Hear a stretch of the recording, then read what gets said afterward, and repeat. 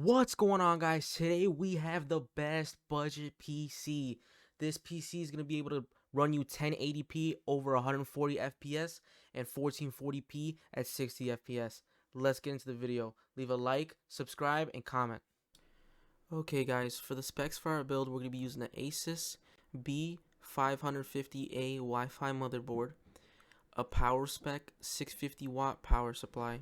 For our CPU, we'll be using a Ryzen 5 5600X.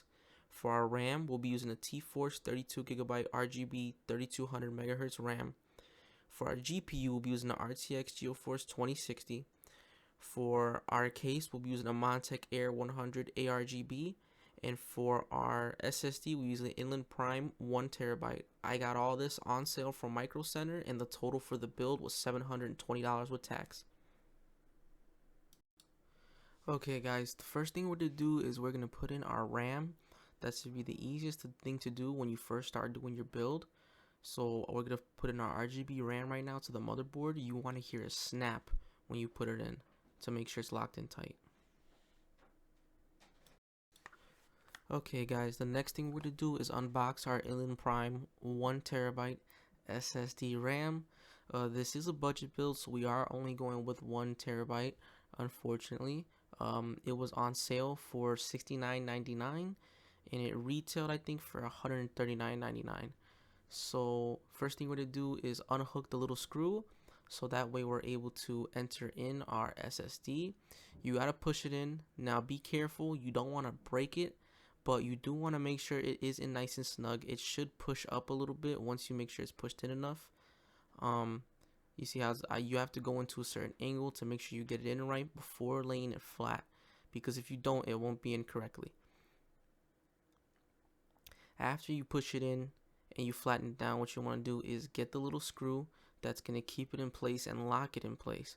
Now, you are going to run into some technical difficulties because the screws are very, very small. So don't get frustrated if you drop them or you keep not being able to get it in. It happens to the best of us, and it is one of the hardest things to do when working with the motherboard. The screws are very small. I recommend you get a really nice screwdriver specifically to put together builds, because it is going to help you a lot better than it would you trying to use a regular screwdriver or anything else that is not the correct size to be able to get into the motherboard. As you can see, I'm still having technical difficulties here. I will get it in. Okay, guys, now we're going to be unboxing our Ryzen 5600X CPU.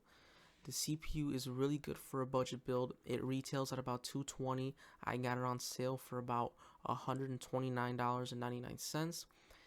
This is going to plug directly into the CPU port. You just got to lift it up, make sure you're getting it in right, look at your motherboard directions and examples to show you what you're supposed to do, and you got to make sure you lock it in place. This CPU does come with a Wraith cooler, but first we're to get our thermal paste out, because we are going to need thermal paste, so we thought. But when we opened the Wraith cooler for the CPU that it came with, this actually does have thermal paste already applied to it out of the box. So unless you want to put a little extra like I did, you are not going to need thermal paste. I did put just a little dab because I smeared it, but after that I'm going to put a little more on the CPU just to make sure. We're just going to put a little dab because there's already thermal paste applied to the CPU cooler out of the box stock. After we put that, we are going to attach our CPU cooler, so we have to undo the screws that are holding down the holes, or the ports if you want to call them, for the CPU cooler. Then we're going to line it up to make sure it's lined up correctly, because you want to make sure this locks into place. And after that, we're going to screw it in to lock it into place on top of the CPU, so that way it's nice and tight, so that way our CPU can get lots of air and be nice and cool to keep those temps in the PC really low so it can operate really efficiently. Now we're going to put the motherboard inside the case and use the screws to lock it down into the case. We have to make sure we do this nice and tight, because we do not want any of our components falling out or anything being loose. This can cause problems in wire management. This can cause problems in your PC starting up, things not being plugged in correctly, and you just want to make sure you attach it to the case really nicely and firmly. You are going to have to push in a little bit to make sure it's snug. Now here is going to be our PCU. It's a PowerSpec 650 watt, not 750, although it says that on the manual. It's going to come with all our SATA and PCIe cables that we're going to need and power cables. It is white because we're going with a white build, and this is Micro Center's in-house brand of PSUs. These are actually really good and efficient and at a really good price. Now that our PCU is in there, we're going to be screwing it in to the case. We want to make sure we get it nice and snug because we don't want it to be moving around in there in case we move it and things get unplugged. We want it to be nice and stationary, so when we also plug our wires in there, we make sure they're plugged in nice and tight.